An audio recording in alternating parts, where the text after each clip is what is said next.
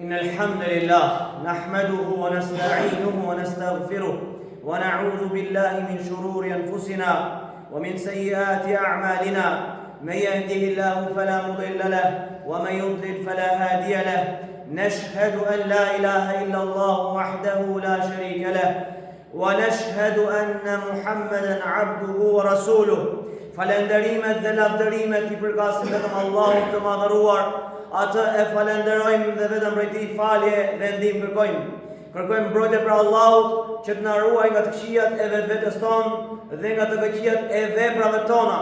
Këllëzon Allahu në rrugën e drejtë, nuk ka kush që ta humbë, dhe kë humbë Allahu I madhëruar, nuk ka kush që ta udhëzojë dhe drejtojë përposë me lejen e Tij. Dëshmojmë dhe deklarojmë se nuk ka të adhuruar me të drejtë përveç Allahut, ashtu siç dëshmojmë dhe deklarojmë se Muhamedi sallallahu alaihi wasallam është rob dhe I dërguar I Tij sallallahu alaihi wasallam.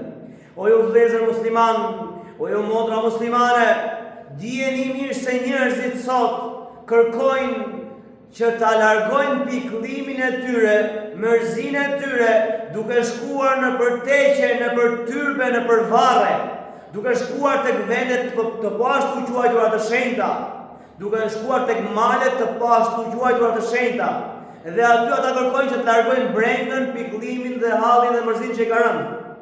Mirë, ata nuk e dinë se shkuarja në ato vende, kërkimi nga ato vende, lutja në ato vende nuk ushton asgjë tjetër vetëm se pikëllim dhe dëshpërim. Ata janë të pikëlluar, ata janë të dëshpëruar, ata janë të mërzitur dhe shkojnë atje për të larguar mërzinë dhe për të gëzuar. Mirë, ata nuk e dinë se shkuarja në ato vende, tek varret, tek teqet, tek tyrbet, tek malet të pashtu quajtura të shenjta, ata nuk e dinë se ato ja shtojnë më shumë mërzinë, ja shtojnë më shumë pikëllimin dhe nuk ja zgjidhin kur hallin. Prandaj ne si besimtar, ne e dim shumë mirë se ku është zgjidhja jonë. Zgjidhja jonë është tek Allahu I madhëruar, tek Ai I cili na krijoi.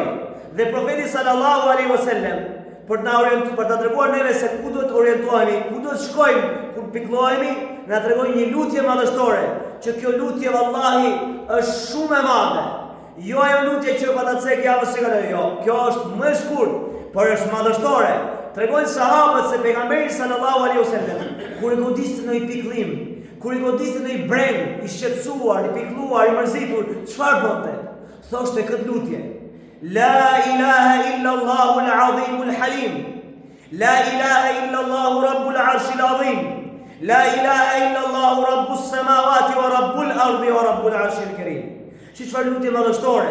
Po ta bësh këtë lutje dhe profeti alayhis salam, çdo breng që e ke, çdo pikëllim që e ke, çdo hall që e ke do të zgjidhet. Pse? Sepse ti po I drejtohesh Allahut dhe jo teqeve dhe tyrbeve dhe varreve. Ja kuptimi I kësaj lutje që tregon me të vërtetë që Allahu e meriton adhurimin. Allahu e meriton që ti dedikohet çdo lutje dhe çdo pikëllim. Thot lutja në fillim: La ilaha illa Allahu al-azim al-halim. Nuk ka të adhuruar me të drejtë përveç Allahut, I cili është madhështor. Allahu do të thonë Allah është madhështor, I madh, më I madh, s'ka më të madh se Allah. Dhe thot el-azim el-halim, që është I butë. Do të thonë Allah është I madh, është madhështor. Dhe unë kam bërë shumë gjuna e thua. Mirë, po Allahu është edhe I butë. Pra Allah është I madh me të vërtetë, por edhe Allah mëshiron. Kur ti bën gjunaje, Allah të trajton me butësi. Prandaj thot el-azim el-halim, I madh dhe I butë. Sepse ne njerëzit, çfarë ndodh me njerëzit? Kur ka pushtet, kur ka fuqi, ka muskuj, ka armë, ka çdo gjë, çfarë bën ai? Po bëre gabim ndaj tij, të vret. Të I shafet, edhe për një shikim. Janë njerëz ignorant, të cilët për një shikim, pse mpe dhe vret, pse fole e vret, subhanallahu. Pra njerëzit ku kanë pushtet, çfarë bëjnë? Pa I gjë. Ata çfarë bëjnë të ekzekutojnë, të eliminojnë, të zhdukin. Mirë, po Allahu I madh, gjigant, ka gjithë krijesa gjigante, imagjino, toka, qije, djeli, ëna, krijesa gjigante më të mëdha se ne me miliona herë. Mirë, po prapë Allahu, edhe pse është krijuar si gjitha këto krijesa gjigante, edhe pse ka pushtet Allahu, më shumë se çdo kusht tjetër, është gjigant, është Allahu madhështori, mbreti. Dhe prapë Allahu, prapë ti bën gabim, ai nuk ka merr, ai të pret ty që ti të kërkosh falje. Pra është I butë. Kurse njeriu pa I gjë, me një shikim të vret. Allahu ti bën gjuna ati, në tokën e Allahut, ha ushqimin e Allahut, rizikun e Allahut, furnizon me fëmijë të gjitha, dhe ti shkon ke teqja, ke tyrbe, ke varri. Allahu nuk do donon direkt. Pse? Se është i mëshirshëm thotë, se po pendohet robi. Subhanallah. Ndërkohë që Allahu i dhrohet shumë dikur ato kanë dikon tjetër me Allah. Kur ti shkon ke teqja, ke tyrbe, ke varri, Allahu i dhrohet shumë. Nuk të do Allahu ashtu. Mi po Allahu pret se është i butë, pret se nuk do të kthjellohesh dhe thua gabova. Pse do të shkoj ke teqja? Pa është i vdekur, po mali është send. Është diçka e gurka. Çfarë do të bëj mali mu? Kurse edhe prapë Allahu pret domosdoshmë që ti të kthjellohesh dhe të mendosh të gjëra. Pra edhe kur thua ti la ilaha illallah al-azim al-halim, ti thua nuk ka të adhuruar me të drejtë përveç Allahut, madhështorit edhe të butit, që është i butë Allah. La ilaha illallah rabbul arshil azim, dhe tu pastaj prapë nuk ka të adhuruar me të drejtë përveç Allahut, Zoti të Fronit madhështor. Pra Allahu është Zoti i Fronit madhështor. E ti që është froni Allahu, është një krijesë gigante nga krijesat më të mëdha. Madje është më e madhe prej krijesave. Arshi i Allahut, ku Allahu është lartësuar mbi arsh. Pra arsh do të thotë ai froni i Allahut. Pra froni i Allahut është krijesa më gigante prej krijesave, më e madhe.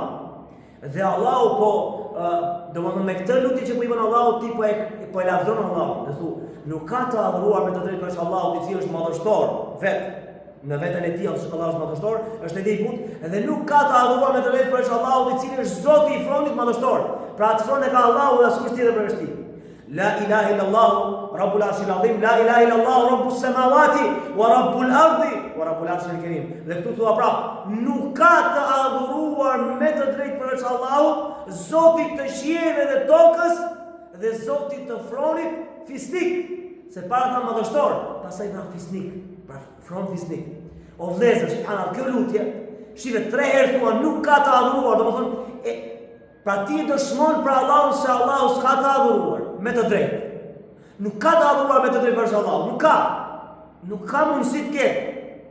Dhe besimtari kur e thon këtë lutje, ai ka shfaqur Allahut varfërinë e plot. Pra thot, o Allah, unë po dëshmoj për ty se ti je i vetëm dhe i pashok. Dhe dëshmoj se ti je Zoti i Fronit madhështor. Dhe dëshmoj se ti je i butë, o Allah. Dhe dëshmoj se ti je Zoti i qiellit dhe i tokës. Domethënë, qielli, toka dhe çfarë gjendet mbi to është e jotja. Janë krijesat e tua. Dhe thua, ti je Zoti i arshit apo Froni fisnik. Pra Froni i madhështor do të thotë që është gjigant i madh dhe krijesa më e madhe. Kur thua fisnik ti përshkruan bukurinë e arshit, që është i bukur domethënë. Kjo është krijesa më e bukur nga krijesat e Allahut te bareke ve taala. Pra këtu Allahu ti po i dëshmon dhe po i thua, Allah, këto krizat e tua, teqja, tyrbja, varri, malet, qije, toka, çdo gjë, më e madhe se malet, më e madhe se ai varri aty që po i lutem. O Allah, ti je më i madh se gjitha këto. Dhe ti ke krijuar kriza më gjigante, qije të më mëdha se këto. Prandaj unë po të lutem ty, o Allah, me më largu brendën, jo teqjeve, jo tyrbeve, jo varreve, jo njerëzve të ashtu gjë të mirë të shenjtë, jo as pejgamberëve, as me lajqit. Vetëm ty, Allah, ti meriton.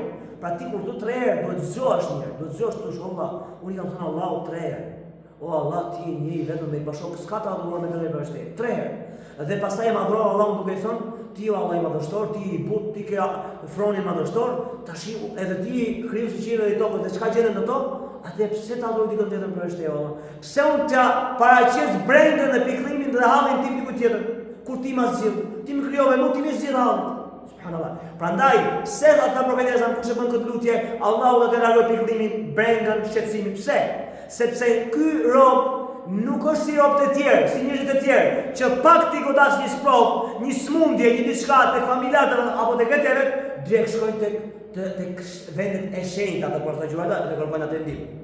Njerëzit e dobët, kurse njeriu i vërtet, çfarë thotë? O Allah, ti e meriton të lutem. Ti më lëron pikëllimin. Pse të bëjmë se këto krizat e tua të këqija që nuk ta din vlerën ty, Allah? Ti je i cili do ma zgjidhësh Allah, kështu që kur ti lutesh Allahut me këtë lutje madhështore, dije mirë se Allah ka për të largu dhe këtë ta kesh bindje. Prandaj duhet të mësuar këtë lutje opëzë. Është e shkurt, por kjo përmban madhështi. Atë që përmban kjo lutje, përmban njësim të Allahut, 3 lloj njësimesh. Njësimin e Allahut në adhurim, pra vetëm ti Allah meriton adhurim. Njësimin e Allahut në emrat e tij. Pra emrat e bukur i përshëndetën vetëm Allahut, që është i butë, i mëshirshëm, falës, ai për të fuqishëm, kë vetëm Allah i përshëndet. Edhe ti po thua, pra edhe e njëson Allahun në krijimin e tij, që ti krijon Allah. Vetëm ti krijon më bukur dhe askush tjetër për veshtë. Dhe kështu ti i kërkon ndihmën Allahut te bareke ve teala. Prandaj vëllezër ta mësojmë lutje. Shumë e lehtë vallahi. Thjesht duhet fokusim. Edhe një herë po ja them që ta fiksoni kuptimin e marrë vesh, elhamdulillah është shumë i bukur kuptimi dhe kërkon madhështinë e Allahut te bareke ve teala. La ilaha illa Allah al-azim al-halim. Fjala la ilaha illa Allah din gjithë. E kemi përsëritur sa herë. La ilaha illa Allah al-azim al-halim. La ilaha illa Allah rabbul arsh al-azim. La ilaha illa Allah rabbus samawati wa rabbul ardi wa rabbul arsh al-karim. Nëse është nevoja me lenin Allahut, do t'ju asjell javës tjetër me lenin Allahut edhe në flet.